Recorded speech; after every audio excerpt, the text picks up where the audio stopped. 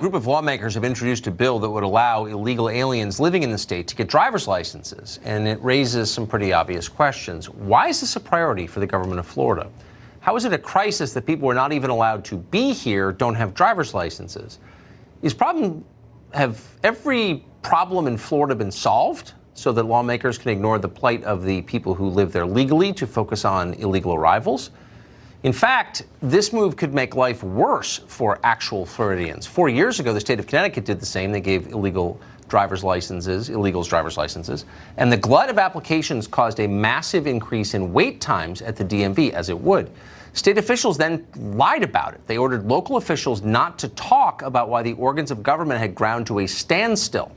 Citizens suffered for the sake of people who were not allowed to be here. And that's always how it works these days. Let's be real. This is not about helping the people of the state of Florida.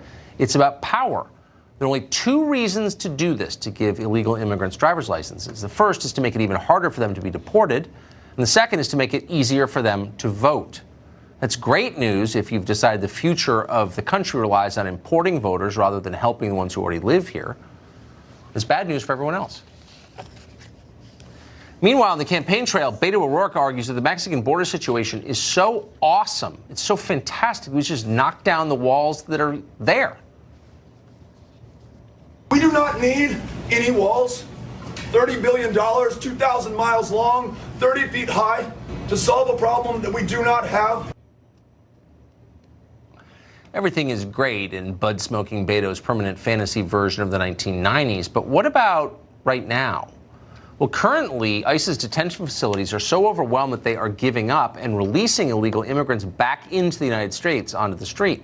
Don't expect any of them to be returned back to the countries from which they came. So how could we actually make this better? Former Obama border control chief Mark Morgan joins us tonight with some ideas. Mr. Morgan, thanks very much for coming on. You bet. The situation, and this really does sort of point up the lies that we've been getting for the past couple of years. The situation sounds legitimately bad on the border. It is. In fact, I would say, we were talking earlier, I would say now it's actually worse than it was in the late 90s and 2000 because of the demographics change. Even though we apprehended more back in the 2000s, the demographics have changed. And back then, we removed 90% of those illegally coming in. Right. And now, because of the judicial activism and bad other case law, we're actually allowing 65% of the people who apprehended, the family units and children, they're allowed in, and we release them to the United States. This is not why people voted for Donald Trump, I would say. Right. So what do we do about it? How would you fix it? So I think there's three things we could do right away. The first thing that's most important, all three of these elements on the humanitarian side, we need to remove the incentive for the family units and the children that are coming here, and finally, for the most part, false asylum claims. Right? That's just a fact. The majority of the claims are false and they're denied. We have to remove those incentives. And one way we can do that is when they come to the United States, whether at a POE, port of entry, or in between the ports illegally, we return them to Mexico and we make them wait in Mexico while they wait for their immigration hearing. It's such an obvious answer. It's surprising we're not doing. Most of them came through Mexico. Why not just return them why aren't we doing that? Correct. And actually, they just started, though. In San Diego, they're actually doing that. And they started with the port of entry, and they're starting to expand it in between the ports. And, of course, who filed a lawsuit in the Ninth Circuit right now. So that there's actually an ongoing suit to challenge that as normal. But that's what they need to do. And they need to challenge that, Tucker, because once you stop that and you make them wait in Mexico while they wait for the asylum hearing, you're taking away an integral incentive for them. Of course. What are port courts?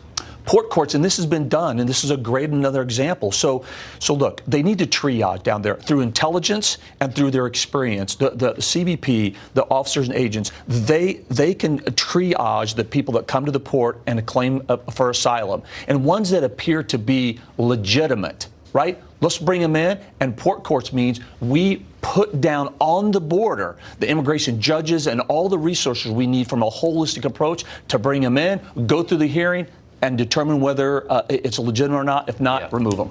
Right there in the border. A serious country would do that right away. That's right. And step three? Step three is, it's easy. When we've talked about it, and you've talked about it, ICE, you need to give more funding to ICE for detention beds.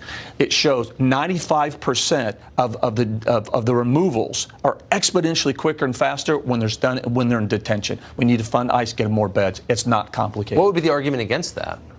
I think the argument against that is what you did in your monologue, right?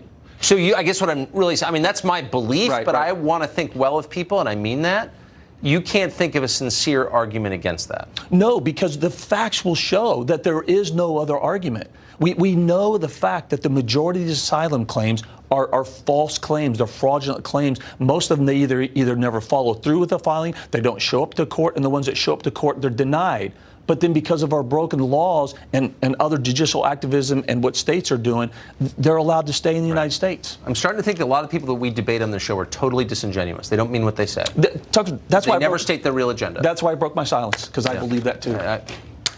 Mark Morgan, thank you very much. Thank you for coming on tonight. We are out of time, sadly, but we'll be back tomorrow.